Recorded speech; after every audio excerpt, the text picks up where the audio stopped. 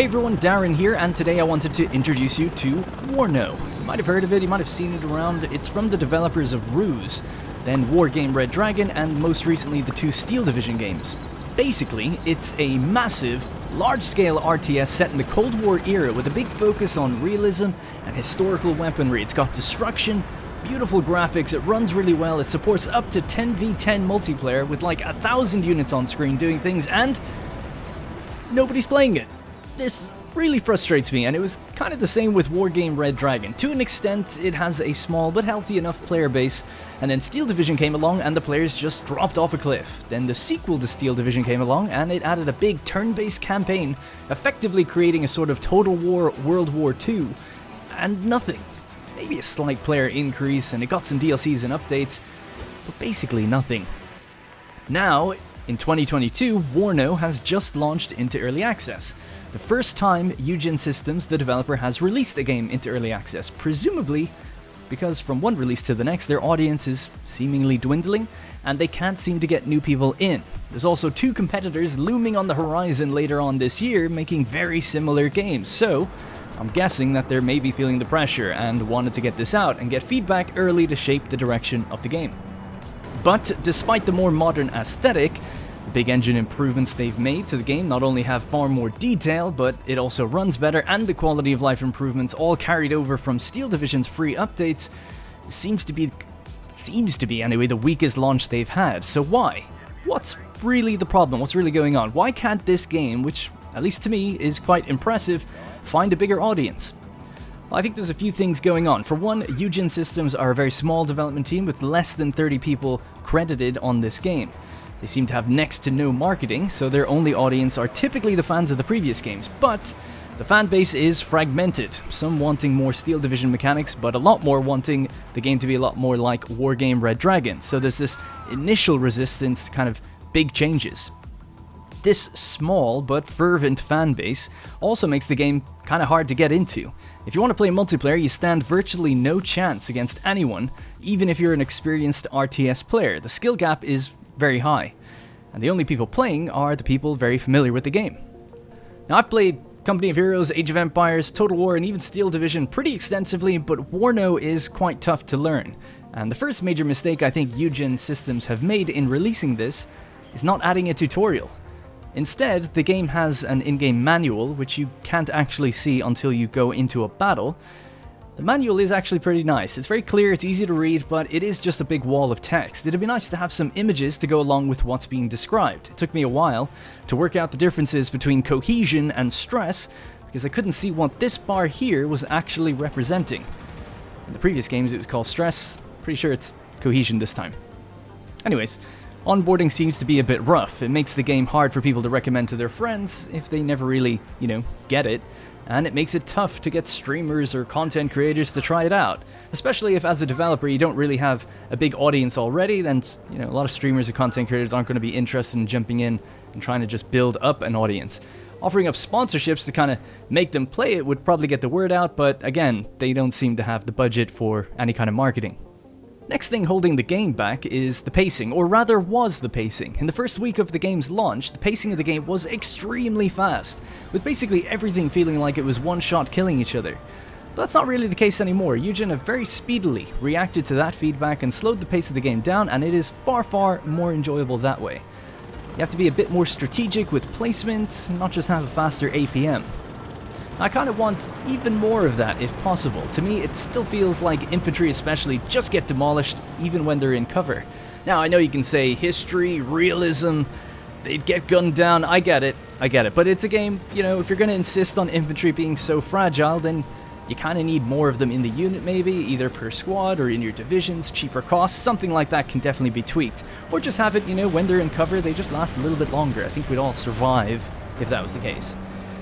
So the pacing and balance issues are being worked on really fast, which is great, and there's already been a couple patches which are mostly just tweaks and improvements and balance adjustments because the game is actually quite stable and pretty bug-free. I actually haven't had any bugs whatsoever. But there is one other big issue working against the game right now, and that's the amount of content. Currently, the game features 4 maps and 2 divisions belonging to the US and the Soviets. There's no campaign, but you can play skirmish versus the AI or in multiplayer. That's a very low amount of content. I was actually pretty shocked because the Steam page says there's 4 campaigns, 600 different units, lots of divisions, France, the UK, all of this. But that's actually just all planned features. The current state of early access describes what's on offer as, quote, a full game experience, but, you know, I mean, it obviously isn't. However, there is a caveat to this, and that's the fact that Eugen Systems have just outlined a roadmap. Hey, love roadmaps, right? Every video I'm making is about a roadmap for some game lately. Anyway, in this roadmap, they say every 2 weeks they'll add new maps and new divisions. So in a week's time from this video, they plan on adding 2 more divisions, doubling the unit count of the game, and another map designed to accommodate 10v10.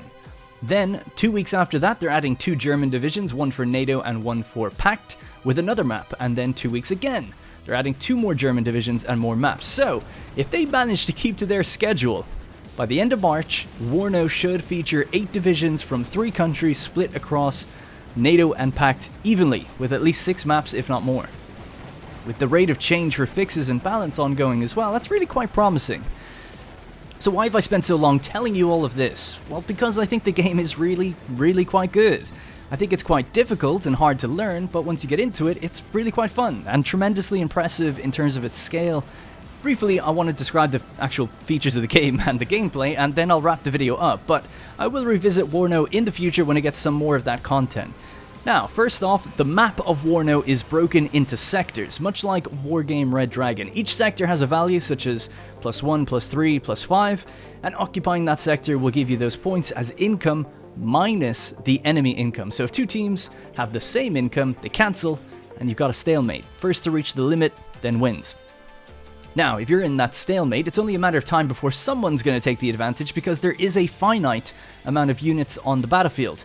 You're in control of a division, and the units you call into the battle are finite. If they die, you do not get any more. So if you're careless, you could lose all of your tanks or your air support or whatever and be quite vulnerable. Another finite aspect is fuel and ammunition. Units all have their own weaponry and ammunition and even fuel, and these need to be resupplied by supply vehicles. You call these into the battle, and when they stop moving, a radius around them will repair, refuel, and resupply units. Helicopters will have to come back and land to make use of them, and again, there's a limit on how many supply vehicles you even have, so you have to manage your ammo carefully.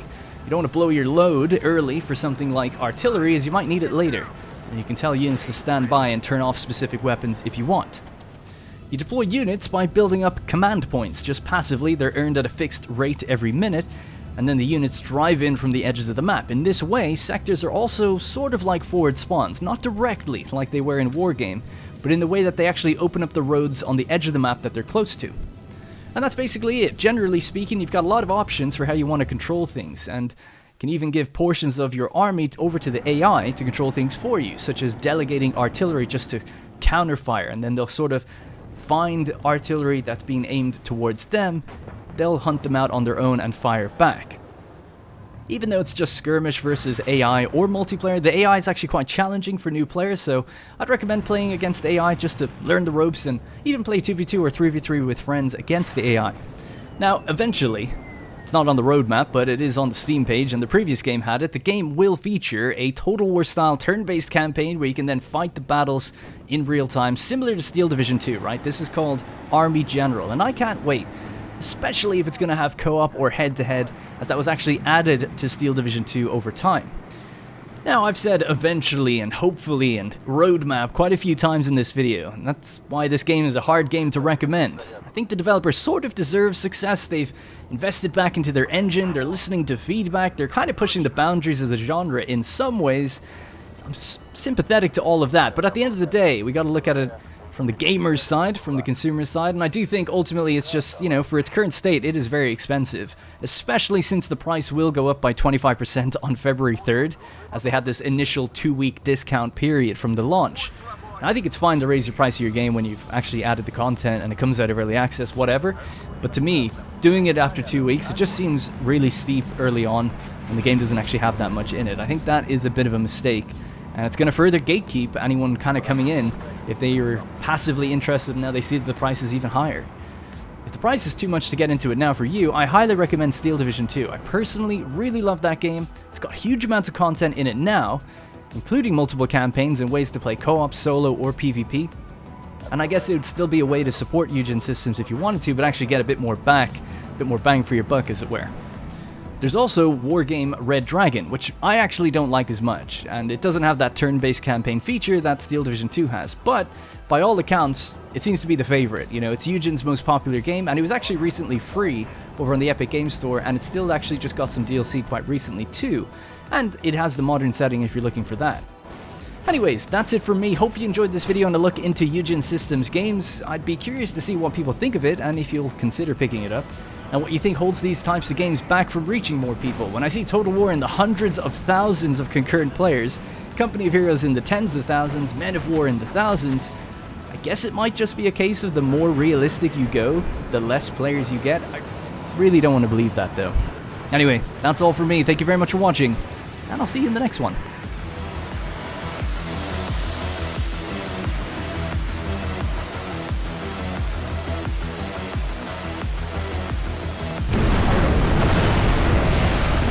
Hey guys, thank you very much for watching, and remember, if you want to support this series directly, you can click the join button to become a channel member. Doing so will get your name in the credits, as well as loyalty badges and emotes to use in the comments. If you don't see the join button, it means the video has been copyright claimed, but you can still join from the channel page on desktop.